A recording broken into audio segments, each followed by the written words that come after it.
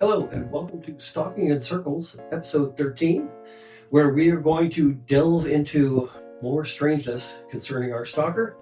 This time we decided to do a little update on our court case that we just had this past Friday. We originally were going to do some emails, but we decided instead to give you guys a taste of what we tasted.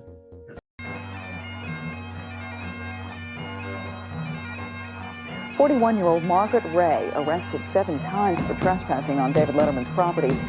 John Hinckley Jr., and he changed the course of U.S. history in 1981 when he shot and wounded the president and 3 other people outside a Washington, D.C. hotel. So here we are. I'm Tiki King, drummer for the Wicked Tinkers. I'm Maggie. I'm manager, booking agent for the Wicked Tinkers. And Maggie's actually the petitioner in the case that we have currently. We're all named in the court documents. However, the case itself is currently concerning Maggie and our stalker. So this is our second court case in this particular jurisdiction.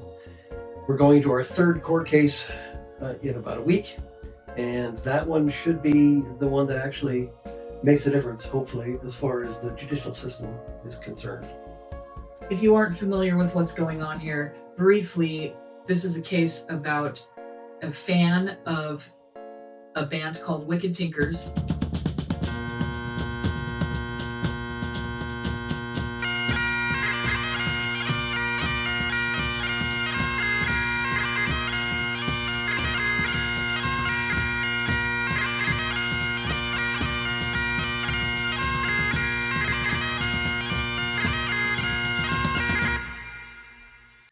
And this fan is an Erotomania fan. What is erotomania? Erotomania is a rare psychological condition that revolves around a powerful delusion that one is passionately loved by another person. This conviction is unshakable and all-consuming, persisting despite clear evidence to the contrary. She goes beyond being a super fan. She is completely obsessed with the band.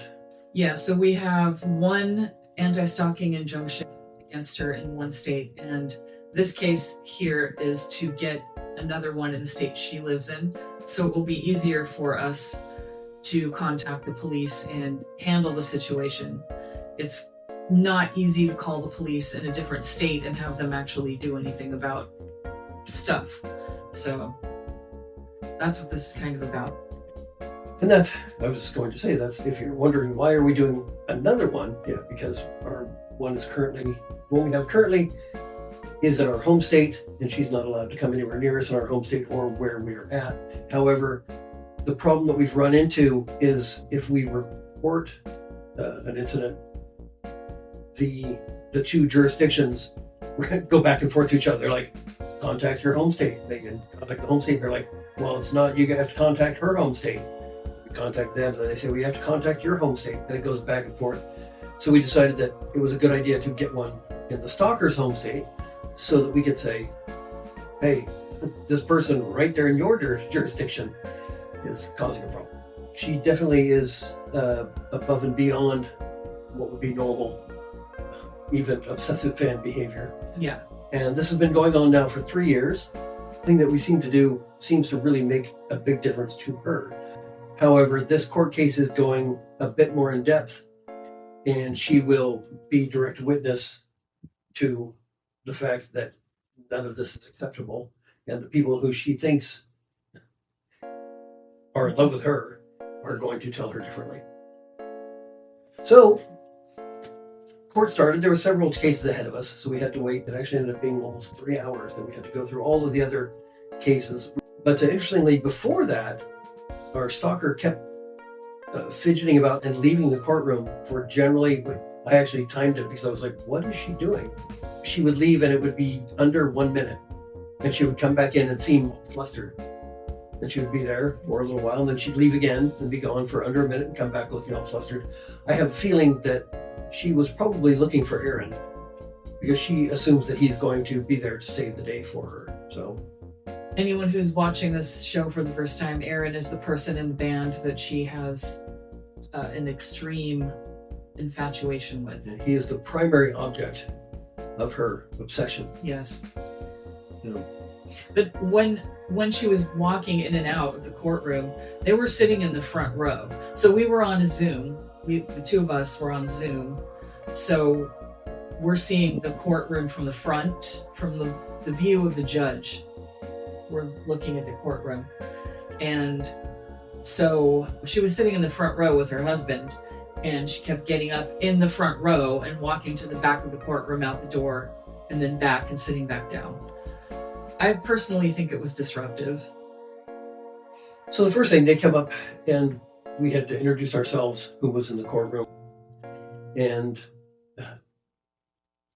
actually, she mumbled her name the first time the judge asked her to speak up. And then she gave a big, just exasperated sigh. And also then gave another one when when you give your name, it was like just this head shaking and sighing. So the judge began to speak and immediately was interrupted by our stalker, telling her to talk louder because she was hard of hearing. But the gist of what the judge was asking was if she had done what she was supposed to do, which was go up and get an accommodation from the ADA, because previously she had stated that she couldn't get all of the court papers done because she had a disability which prevented her from doing so. Prevented her from typing. Right. However, it has not prevented her from typing to us over 200 emails. Right, and she's also sent emails since the court case. Yes. So obviously she can type, and it's anyway. So she claimed that she had a disability preventing her from being able to type things up. So she was supposed to go see the people for ADA, which apparently she did, but they were not interested in helping her win her case, because that is not what they do. They simply help you basically with transcriptions and that sort of thing, from what I understand. And she wanted to basically argue her case to them, is what it sounded like, because they were not really able. What she said was she was not able to just say everything off the top of her head because she had all this stuff in her head, and she wanted to show them papers and have the ADA people write down things from whatever her papers were, but that is not what they do. All they do is write it down. Right. So she was upset that they wouldn't do that, and so the whole thing was the judge saying, I didn't get a response from you. So she was supposed to respond to my complaint. And the judge had previously given her extra time. Mm-hmm. And then the judge said this at the second hearing, after another 2 weeks have gone by, says, I don't have a response from you. And so our stalker, Kris, says, I tried really hard. I stayed up all night. It's been, I don't know, it's been affecting me emotionally and all of this, right. all of this stuff. And saying that she was not able to finish it in time. So she brought in papers, again, stapled together, that she wanted to present in the courtroom. Right, as for evidence. And the judge said, has Ms. Ritchie seen this stuff? Has she seen the papers? And Stalker said she no. says no. No, she has not. Right. And so the judge had some questions about whether or not she was actually given ADA accommodations, because apparently the court is usually notified of that, and they didn't get any sort of notification. So I think probably what happened was just that Kris did not file the papers the way that she was supposed to, or she didn't do something right and the court wasn't notified. But the judge didn't want to proceed with the hearing because she wasn't sure whether or not Kris qualified for more ADA accommodations. Right. And that's, I don't know, obviously we don't know who out there has had to write up a court case before, but it has to be done in a very specific way. There's forms that you need to use, there's wordings that you need to use, there's formatting that is fairly specific. And the first time I ever had to do any sort of court case, I learned these things. And I believe she went up to probably the ADA office and just said, "Okay, here's all my stuff. I need you to type it all up the right way." And they said, "We don't do that here. We can type for you, but we cannot build your case for you. We can't fill all this out," which is why lawyers make so much money, is because there's definitely, which I was lucky enough to have a lawyer at my disposal who would tell me how to do this, do not do this, do these things. So there's a lot of things when it comes to court that are very specific, and our stalker doesn't quite understand that,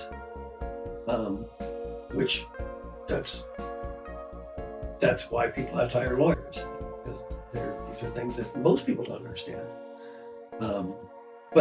So she was once again not prepared, wanted to just again give the judge the evidence. The judge said, "No, because you haven't filed this. This has not been, I haven't seen it. Richie hasn't seen it." So she was kind of shut down. Yeah. So of course, anytime Maggie was mentioned by the judge, that big sighs or head shaking or looking up, rolling her eyes, lots of that sort of thing. Lots of body language and There was. sounds demonstrating her dislike for me. Yeah, and her husband was, it seemed, attempted to rein her in a few times, where she would say, "Well, I need that." He'd be like, "Nope." And we were like, "Wow, okay, he's Most of the time, he was standing with her up at the podium area, and he was mostly looking at his phone which I think the whole time. looking at dates, and I can't imagine The whole time? I don't think know. so. Might have been looking at Facebook. Uncertain. Maybe he was looking at how to win a case. I don't know. He was just looking at stuff on his phone. I think he was very disinterested.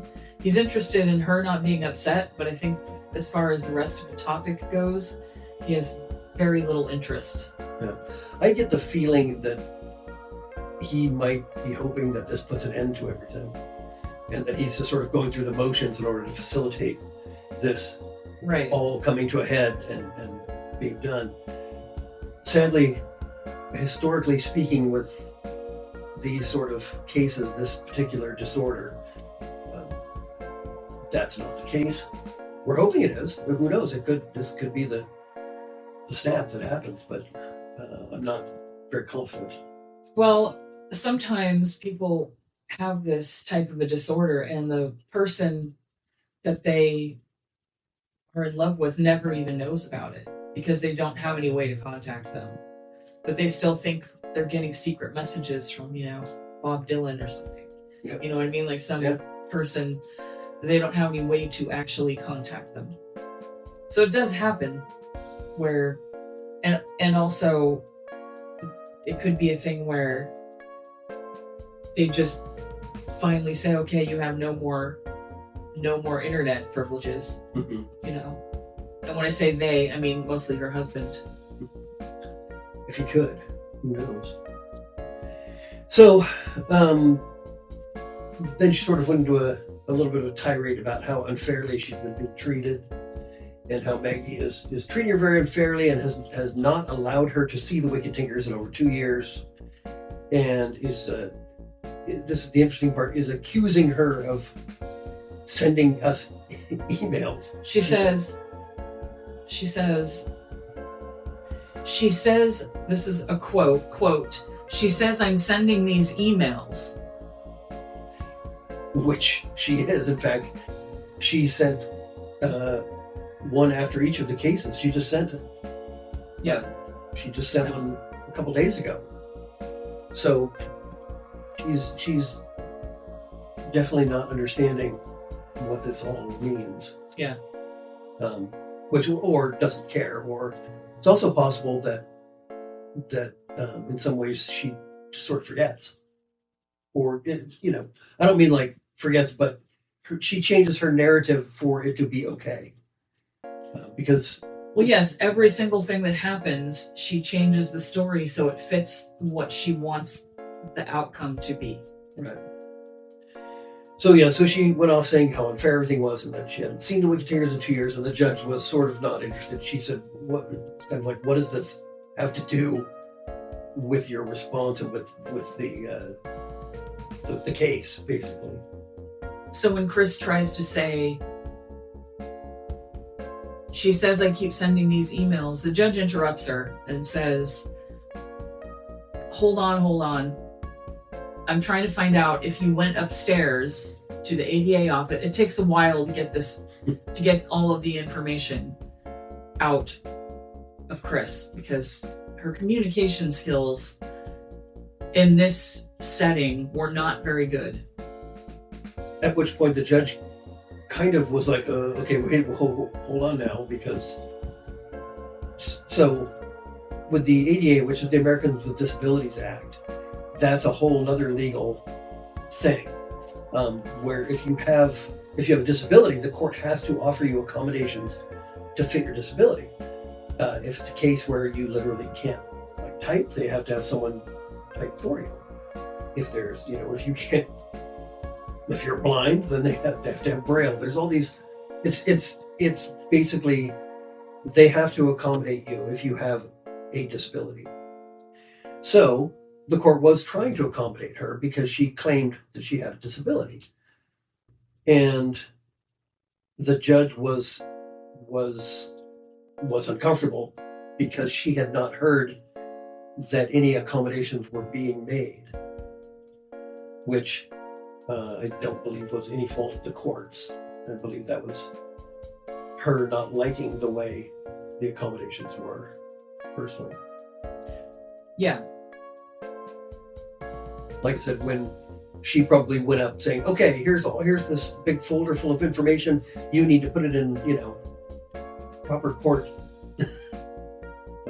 Yeah, well, we really don't know what happened. Yes, we don't, but speculating. What I do know is the judge asks a few more questions about it, and originally I didn't really understand what her husband said, but when the judge asked if she was able to, at one point, like a direct, was she able to, and Kris was saying yes, she did, and the judge was saying, did they write it down? Were they helping you do this? And her husband says it was handwritten,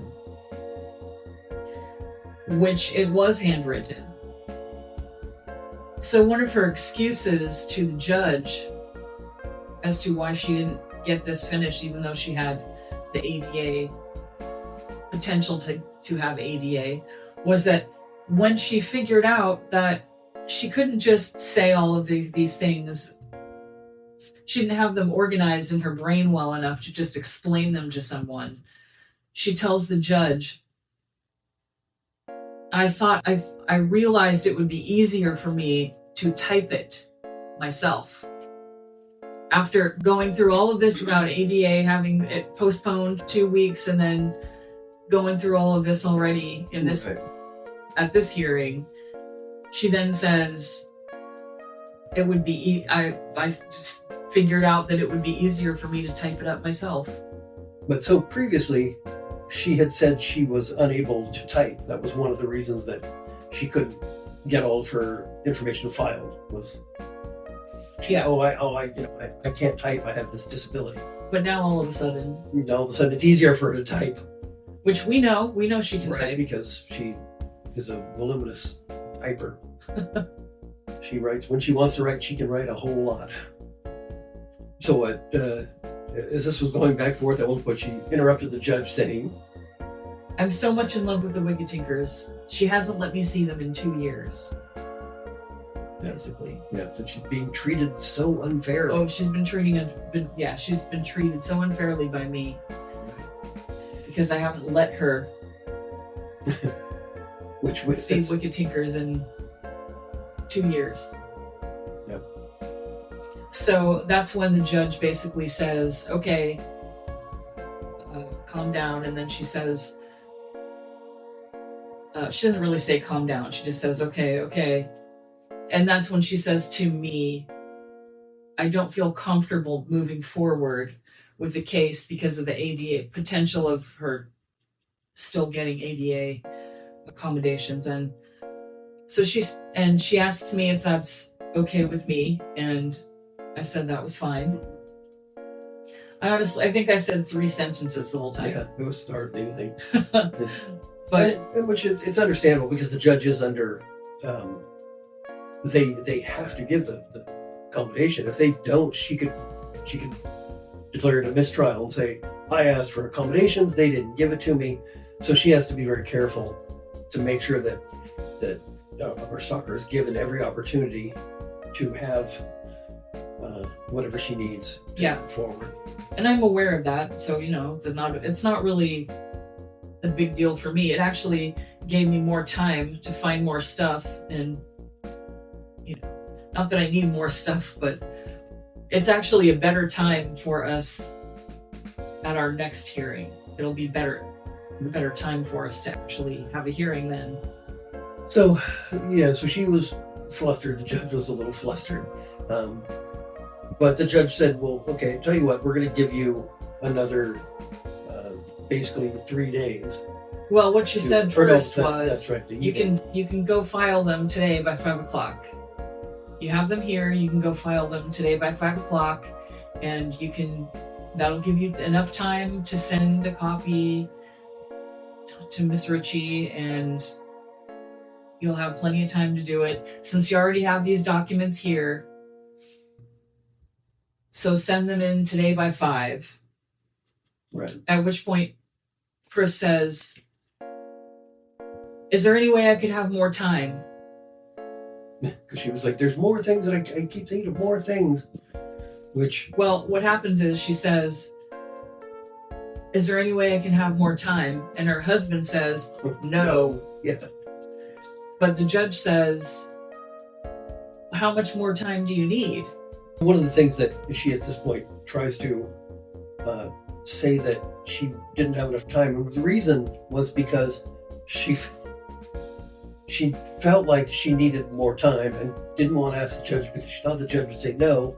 And so she was so distraught at not having enough time that she didn't work on it, I guess, because she thought she wouldn't be able to have enough time to do it.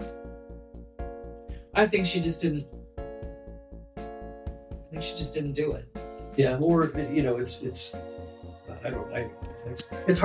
really hard to say what her thought process is. It is hard to know, but here's what I do know. The first email that she sent after this court case, the first time that we had our first hearing,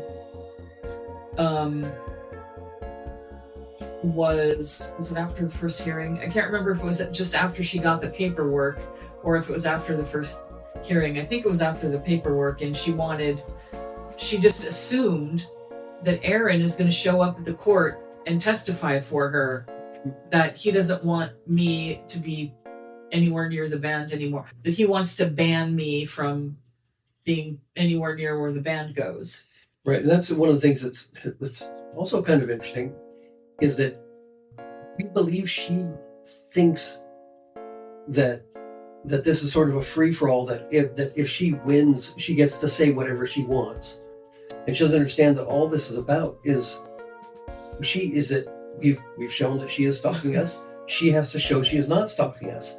But so far, all of her evidence is about how she thinks that Maggie's not a good manager and that Aaron isn't married and all of this stuff that has absolutely nothing to do with the case. And unfortunately, I think that that's going to be 99.9% of what she tries to argue with the judge when we have our next case is all this that has nothing to do with it. Yeah. So then she broke down and was just literally crying about being scared and not having time and how she needed more time and she couldn't get her thoughts straight and she wanted to get it all figured out so that she could present it right. She's like, I just want to do what's right for you, and I just wanted to do the right thing and make sure that it was all right, and and again says how unfairly she's been treated by me. Which in one of our previous court case, she wrote to the judge well, first time saying that he was a sorry excuse for a judge and that he needed to be fired. But then wrote back about how much she wanted to come to Utah and meet him and literally like hang out and go sightseeing. So I think this was her trying to say, oh, I was just trying to do what's right for you, Judge. I was just trying to be, trying to sort of get this some sort of rapport, I guess. At least that's the feeling that I got. Was what that was all about. She kept saying, I was just trying to do it right. I think she's just used to crying and getting her way.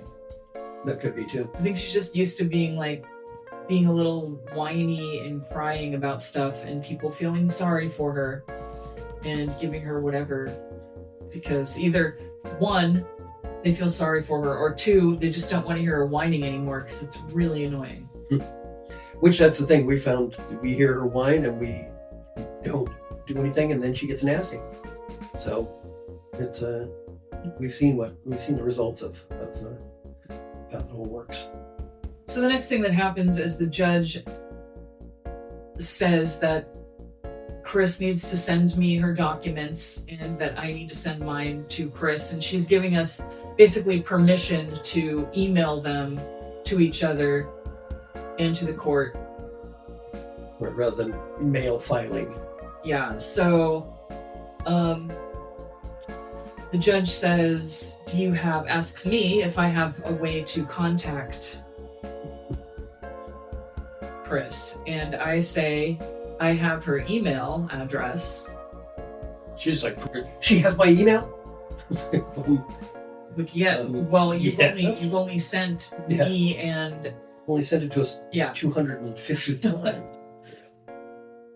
And she says, I don't want to have anything to do with her. I want nothing to do with her. I want her to just leave me alone. She says a bunch of stuff. Saying, I don't want anything. I don't want it. And the judge said, no, this is just so she can send you her reply. I don't want anything. I don't want her sending me anything. The judge is going, well, she has to send it to you. That's how this works. And her husband said she can send it to me.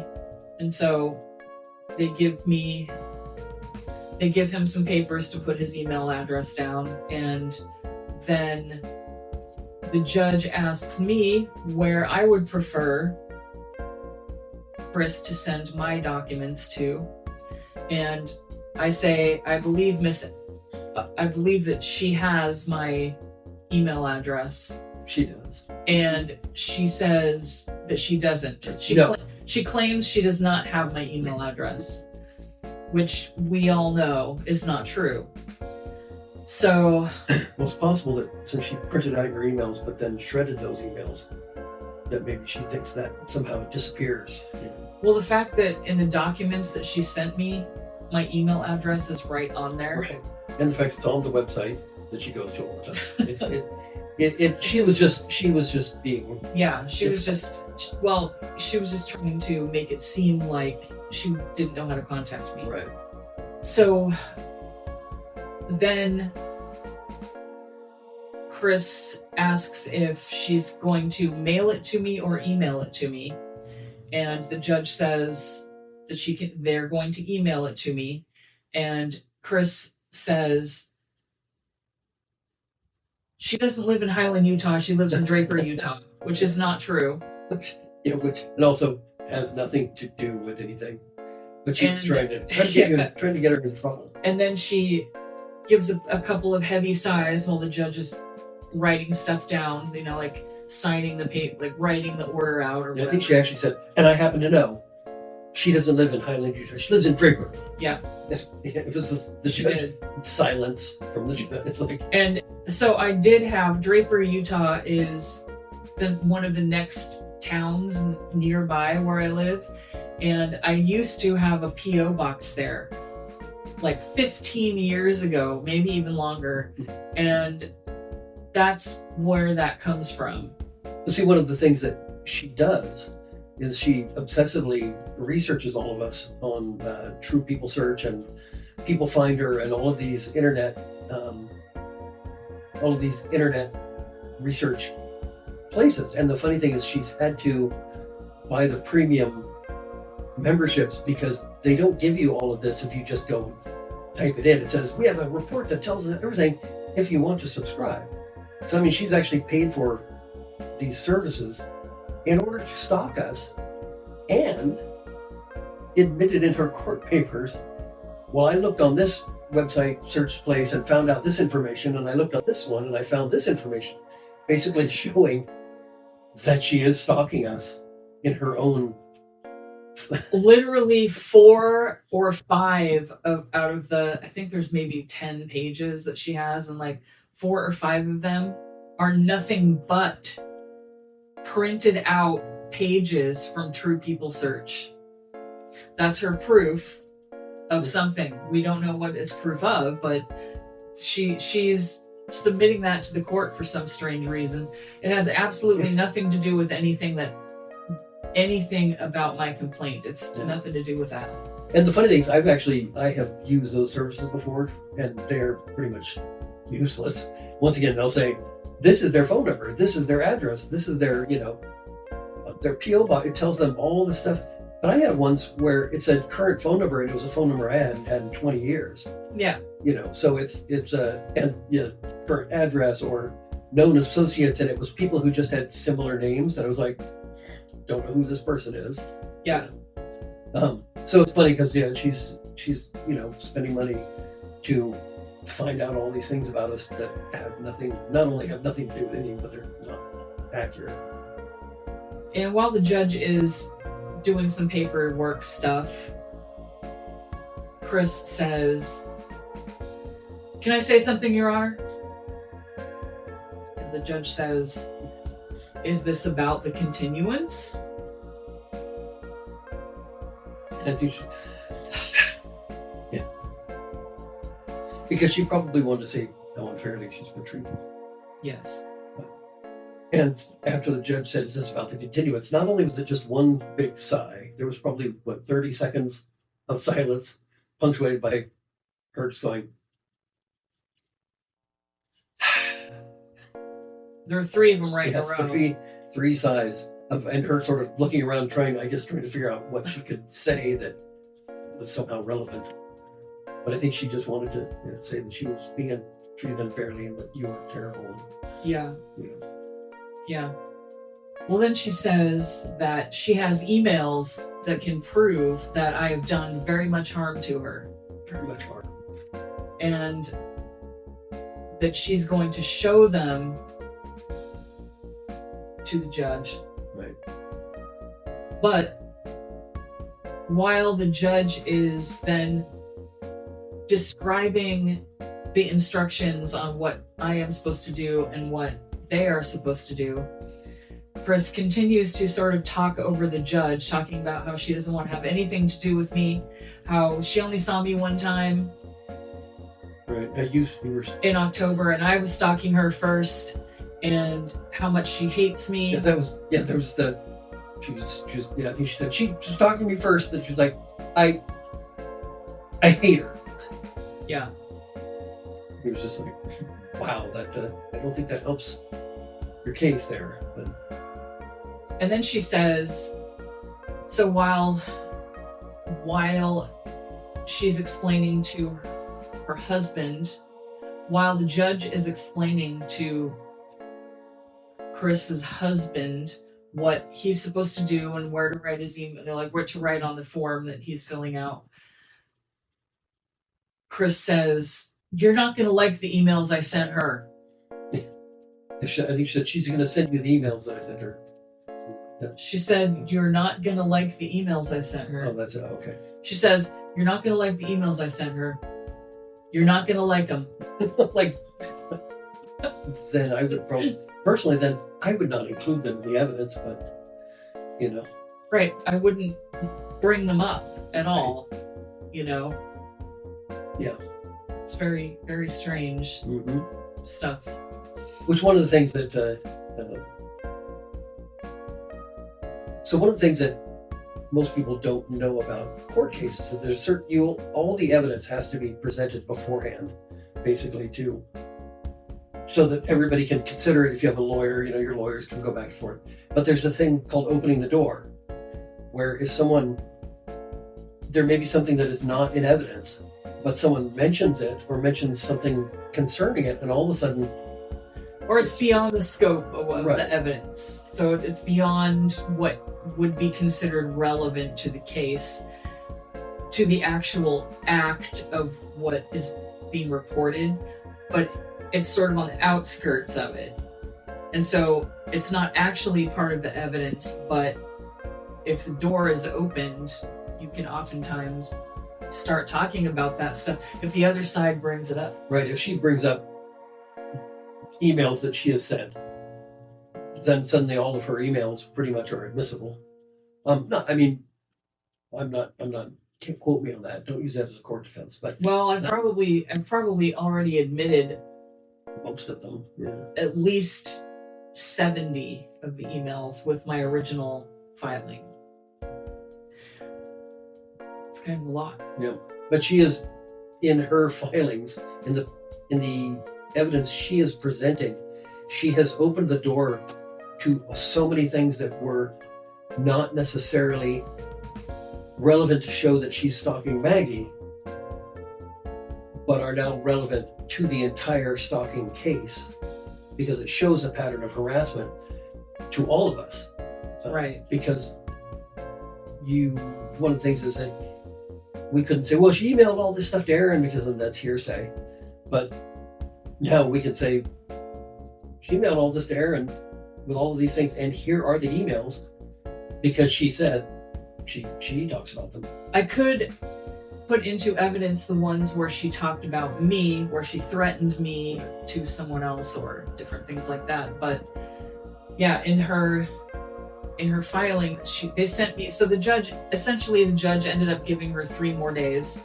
So this happened on Friday. The judge gave her till Monday at 5 p.m. to file her documents and send them to me, which she did. Yeah. And they were interesting. Yeah. And as I was saying before, about 5 of those pages are simply printouts of True People Search. In her paper, she says that I am not married. I'm not married to Tiki King. I'm married to Thomas Ritchie. And there's a True People Search page about him that she looked up. That is my ex-husband. We've been divorced since 2011. So that's quite a while. Yeah, that's And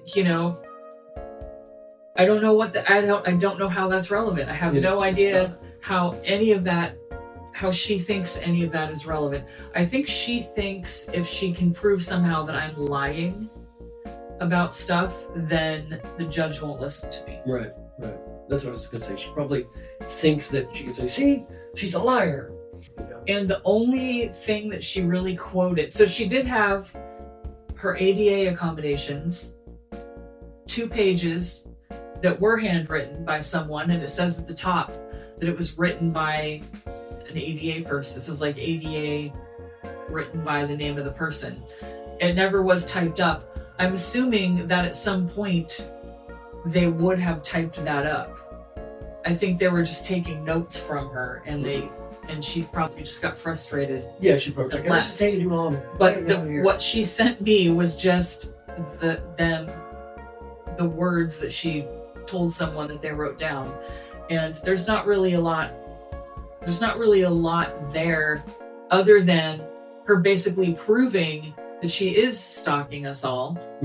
Where she says she looked all this stuff up on True People Search, and she says, and I'm allowed to do that. It says right on the front page of True People Search that you're not allowed to use this for stalking people. Right. But yeah, she had no reason to look anyone up on there, but she did.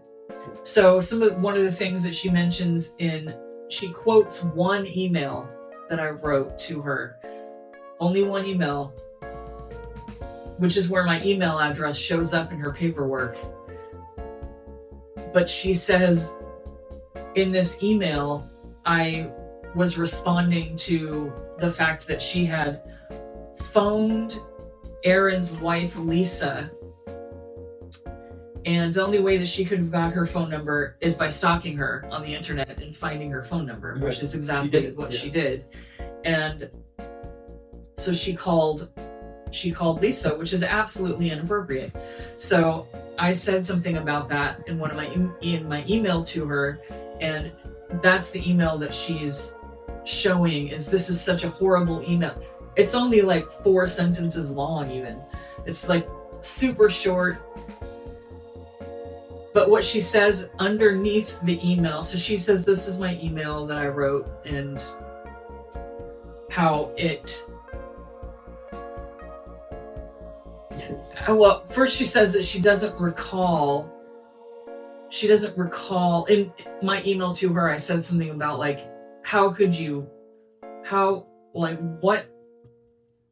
what would ever possess you? I can't remember exactly what I say, Right. but why would you call her?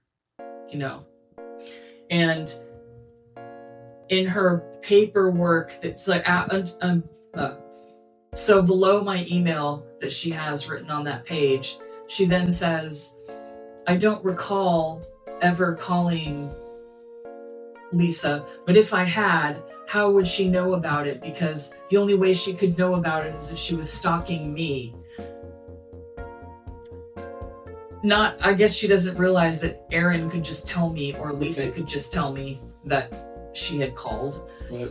But then she says that was the worst email that she ever got, and she wanted to, when she got that email, she wanted to get she says this to the court, that she wants to get an X-Acto knife.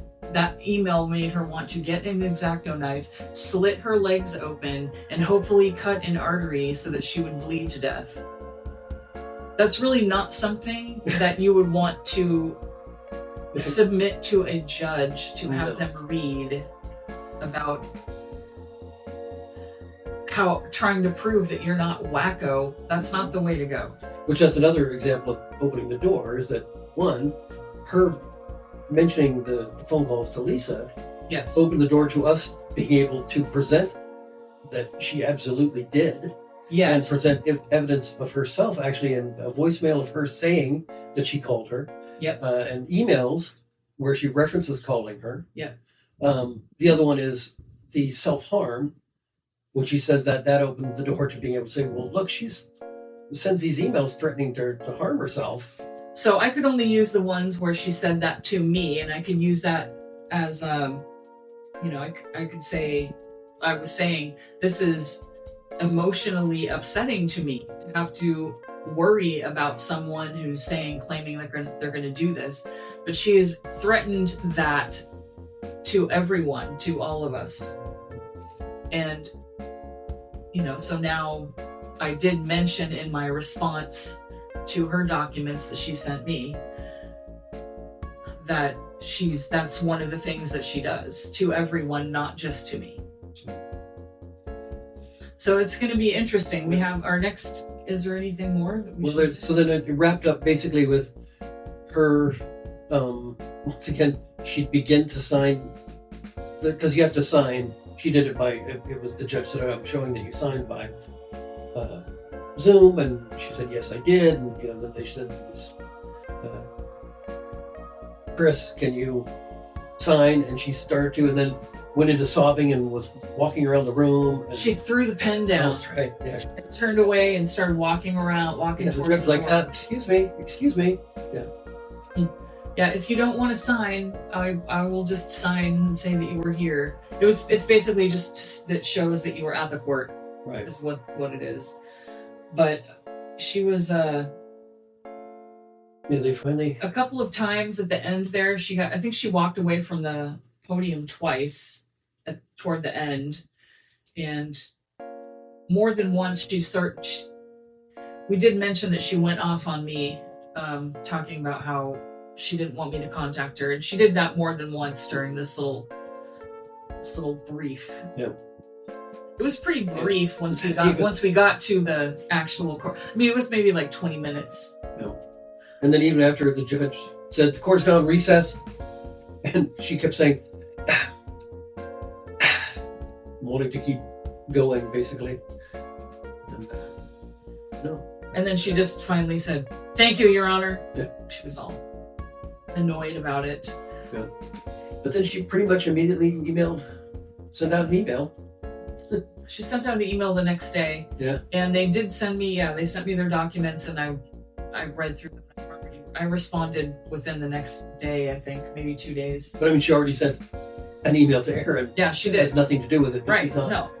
She is not supposed An email that says, I want you to be you and all me and CJ and oh, Lauren and Keith the ex-members of the band. to be her witnesses and to finally get rid of me and ban me from going to any Wicked Tinker shows.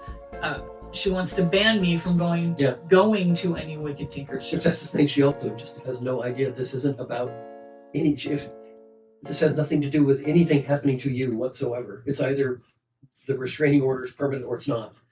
Right. That's it. There is no. Yeah, she thinks that she's gonna She's just something's gonna gonna say, happen "Oh, to my, me. Let's punish her." You Her know? email did say that she wanted to take out some kind of order on me, but I think she thinks that she can just ask for it in this case. She can't. Right, and yeah, she can't. It's not the way it works. And considering, I mean, the amount of work it took just to get all the paperwork for these restraining orders, and the fact that she can't even get her own defense going coherently, Yeah. I don't think there's been a lot to worry about. And I even so, never thought that I had a lot to worry about. even so, if she wants a restraining order against us, we would be happy to sign. Sure. If she wants to Bring it on. us to stay away, great. We'd be happy to. Mhm. So We have been. that's the It part. wouldn't change anything. I think she thinks that if she gets one, that it cancels ours out, and then she can come to the gigs, and you have to stay away from her. She'll understand that's not how that works either. Yeah. Anyway, so interesting. It was an interesting 20-something minutes, and the next one is going to be probably even Was. more Oh yeah, it is. And that one's coming up. So the end of this coming up week is when that court case is. And we're all going to be in at an Airbnb for a Wicked Tinker's show. So all of the Aaron might We're all gonna be there. Aaron is going to be there. So and I did actually file for so Yeah, Tiki witness. King and Aaron could be part of the case as a witness. Yep. And they also filed declarations. So I think we're doing pretty good as far as knowing how court cases work. Yeah. I'm not at all worried about it. We've already won our other case. This case is just to try to finally put a lid on it and have someone that we can actually call and have them be able to do something about it. So that's it. And if we don't have another show right away, it's because we might be a little bit busy for the next couple of weeks. But we'll do our best. Yeah. Well, thanks for watching, and if you like this sort of thing, like and subscribe, and don't forget to tell your friends, tell anyone you think would be interested in this, because let's get the word out about this sort of thing, because I don't think that many people understand just how weird it is.